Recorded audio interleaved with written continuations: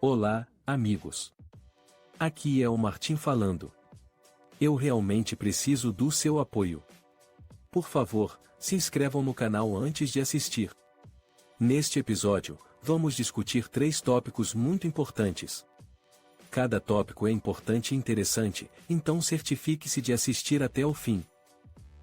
Tópico número 1. O surpreendente papel da Ásia no drama em mudança do Indo-Pacífico, eles conseguirão encontrar seu lugar? Tópico número 2. A União Africana se junta ao G20, Estados Unidos, UE e Índia desafiam a iniciativa Belt and Road da China. Tópico número 3. Revelação explosiva, Halley acusa Biden de dar motivos de celebração à Rússia e China. Tópico número 1. A recente cúpula da Ásia em reuniões relacionadas juntaram líderes do Sudeste Asiático e representantes de vários países.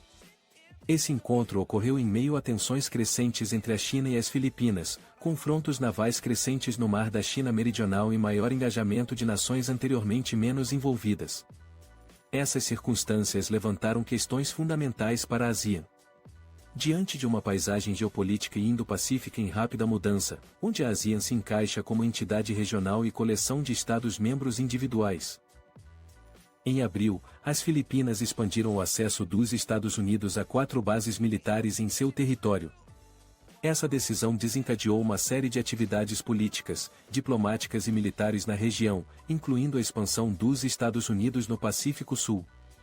Isso foi seguido por acordos entre os Estados Unidos e Palau, bem como exercícios navais no Mar da China Meridional envolvendo Estados Unidos, Japão e Austrália. Esses desenvolvimentos, juntamente com os esforços multilaterais de segurança em andamento, deixaram os Estados-membros da ASEAN preocupados com seus papéis em uma região cada vez mais focada na competição entre grandes potências. Com o aumento das tensões dentro e ao redor da ASEAN, é essencial abordar onde a ASEAN se vê no meio dessas dinâmicas e quais medidas a organização deve tomar para garantir seu papel em moldar os acontecimentos ou, pelo menos, sua sobrevivência e eficácia contínua como organização regional.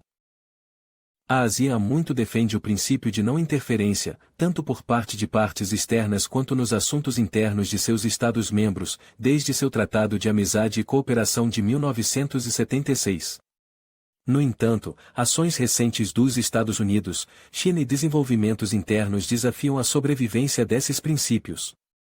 As perspectivas sobre a liberdade de navegação de acordo com o direito internacional variam entre os países, com alguns percebendo isso como interferência ou ameaças à paz e segurança. Apesar dos crescentes riscos para os interesses nacionais vitais da maioria dos Estados-membros da ASEAN, a necessidade da ASEAN de consenso entre os 10 Estados impede uma resposta coordenada significativa. Enquanto potências externas trocam acusações, a ASEAN se vê dividida em como caracterizar e responder a esses eventos cruciais. A falta de um código de conduta para o Mar da China Meridional que proteja adequadamente os interesses legais, econômicos e territoriais dos membros da ASEAN destaca o problema subjacente. Os Estados-membros não estão unidos na defesa da integridade das zonas econômicas exclusivas, ZES, uns dos outros diante das reivindicações chinesas. Além disso, iniciativas como a AUKUS destacam os riscos da desunião da ASEAN. Isso desafia o papel central da ASEAN no conflito do Mar da China Meridional e sua relevância na paisagem geopolítica em evolução. O envolvimento de potências adicionais, incluindo vários membros da OTAN e a Índia, complica ainda mais a paisagem geopolítica. A Índia alterou sua posição em relação ao Mar da China Meridional e apoiou abertamente a decisão do Tribunal Arbitral que rejeita as reivindicações da China e das Filipinas. Além disso, a Índia está aumentando seu engajamento em segurança ao auxiliar as forças navais do Vietnã. Esses desenvolvimentos demonstram como a ASEAN se encontra posicionada no centro de uma região Indo-Pacífica à beira de um grande conflito global. Para enfrentar esses desafios, a ASEAN deve abandonar sua tradicional dependência de consenso, não interferência e centralidade da ASEAN. Eventos recentes mostraram que essas abordagens são insuficientes. A ASEAN precisa de uma frente unificada para contrapor pressões externas que, caso contrário, forçariam os Estados-membros a escolherem lados. Uma ASEAN fragmentada permite que potências externas apliquem pressão bilateral em vez de servir aos interesses coletivos do bloco. Uma resposta eficaz da ASEAN requer unidade e posições fortes em questões cruciais como o Mar da China Meridional. Isso deve ser uma ruptura com o fracasso da ASEAN em apoiar as Filipinas em 2016, quando o Tribunal Arbitral rejeitou a reivindicação da China ZEE das Filipinas. Além disso, para aproveitar sua localização geográfica estratégica como uma posição política estratégica, a ASEAN deve desenvolver mecanismos de tomada de decisão que enfrentem os desafios atuais. A atual desordem em relação à crise em Mianmar exemplifica as consequências de não fazê-lo. A ASEAN tem um papel crucial em redefinir sua posição com os parceiros de diálogo, como Índia, Japão, Coreia do Sul e Austrália, à medida que o contexto Indo-Pacífico evoluir.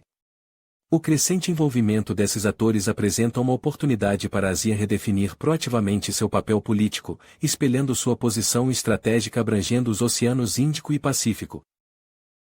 Abordar a crise dentro da ASEAN requer uma cuidadosa consideração. As realinhações e reconfigurações em andamento no Indo-Pacífico oferecem à ASEAN a chance de reexaminar seus princípios para a paz e segurança. À medida que os Estados-membros da ASEAN se envolvem em discussões, eles devem enfatizar a unidade como a ferramenta mais eficaz para alcançar os interesses de longo prazo do bloco. Uma ASEAN forte, independente e unida que resiste à pressão externa e se afirma na lotada paisagem geopolítica pode mediar conflitos no Indo-Pacífico, garantindo a paz e segurança em sua região. No entanto, esse papel não surgirá por si só, exigindo que a ASEAN vá além de sua atual centralidade e ativamente molde seu papel. Tópico número 2. União Africana se une ao G20, Estados Unidos, UE e Índia desafiam a iniciativa Cinturão e Rota da China. A União Africana recentemente se tornou membro do G20, um influente grupo composto pelas nações mais ricas e poderosas do mundo. Essa inclusão ocorreu durante a cúpula do G20 em Nova Delhi, onde líderes globais divulgaram uma declaração conjunta. Vale ressaltar que a declaração não condenou explicitamente a ocupação russa da Ucrânia, mas enfatizou a importância de se abster do uso da força para adquirir territórios. Vale mencionar que a Ucrânia, que não é membro do G20, expressou insatisfação com o comunicado, descrevendo-o como nada para se orgulhar. Por outro lado, o ministro das Relações Exteriores russo, Sergei Lavrov, elogiou a cúpula como um grande sucesso. Durante a cúpula, o presidente Joe Biden aproveitou a oportunidade para apresentar uma alternativa à iniciativa Cinturão e Rota da China, um projeto de desenvolvimento internacional em larga escala. O plano de Biden envolve o estabelecimento de um corredor ferroviário e marítimo para ligar a Índia ao Oriente Médio e à União Europeia. A adesão da União Africana ao G20 é significativa, pois destaca a crescente importância e influência das nações africanas no cenário global. Isso proporciona uma oportunidade para os Estados africanos participarem ativamente das discussões e dos processos de tomada de decisão sobre assuntos econômicos e políticos globais. A declaração conjunta emitida pelos líderes do G20 destaca o princípio de não agressão em disputas territoriais. Embora não aborde diretamente as ações da Rússia na Ucrânia, reflete o consenso mais amplo entre as nações membros de promover resoluções pacíficas e desencorajar o uso da força na busca por ganhos territoriais. Essa abordagem visa fomentar a estabilidade e impedir conflitos que possam desestabilizar regiões e prejudicar a segurança global. A insatisfação da Ucrânia com a declaração é compreensível, dada sua luta contínua para recuperar o controle de seu território. O conflito na Ucrânia teve consequências de longo alcance, e a falta de uma posição mais forte do G20 pode deixar a Ucrânia se sentindo sem apoio em seus esforços pela integridade territorial.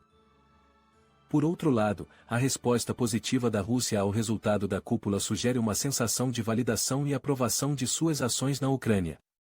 Essa resposta pode levantar preocupações entre outras nações sobre o compromisso do G20 em defender normas e princípios internacionais, especialmente em casos onde nações poderosas estão envolvidas em disputas territoriais.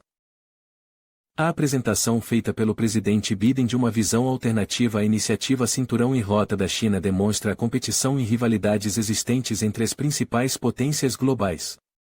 O corredor ferroviário e marítimo proposto, que liga a Índia ao Oriente Médio e à União Europeia, significa o desejo de competir com os projetos expansivos de infraestrutura da China e ganhar influência nessas regiões. Ainda resta saber como os países irão responder a essa alternativa e se ela obterá um apoio e investimentos significativos. Diante dessas evoluções, é valioso considerar as perspectivas de indivíduos de várias origens e regiões. O que você pensa sobre a União Africana se juntar ao G20? Como você vê a posição da declaração conjunta em relação a disputas territoriais? Você acredita que a alternativa do presidente Biden à iniciativa Cinturão e Rota da China é uma estratégia viável e efetiva? Convido você a compartilhar suas opiniões sobre esses assuntos nos comentários abaixo. Tópico número 3. Revelação explosiva: Haley acusa Biden de dar motivo de comemoração à Rússia e à China.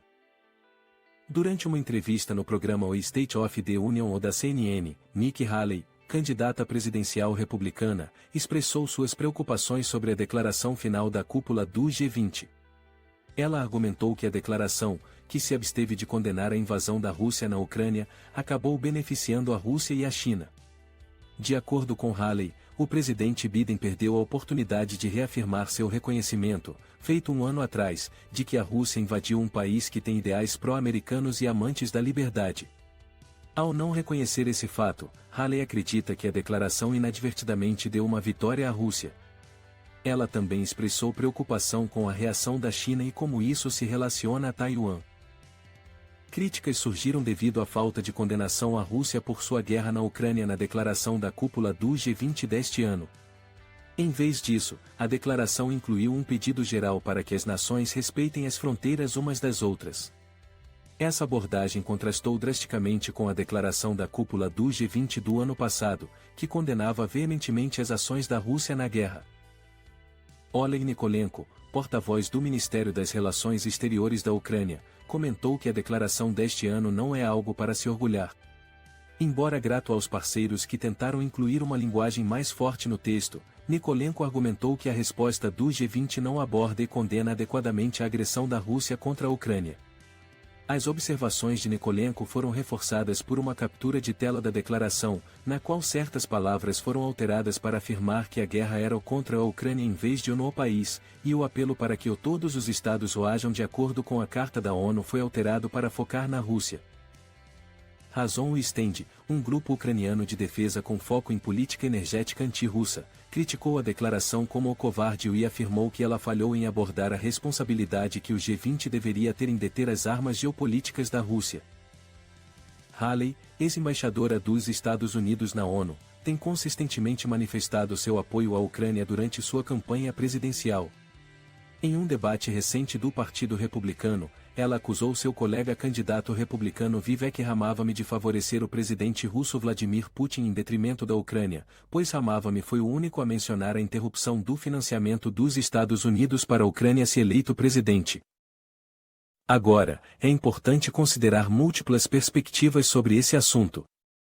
Quais são as suas opiniões sobre a declaração do G20 e suas implicações para a Ucrânia, Rússia, China e diplomacia global? Por favor, compartilhe suas opiniões na seção de comentários.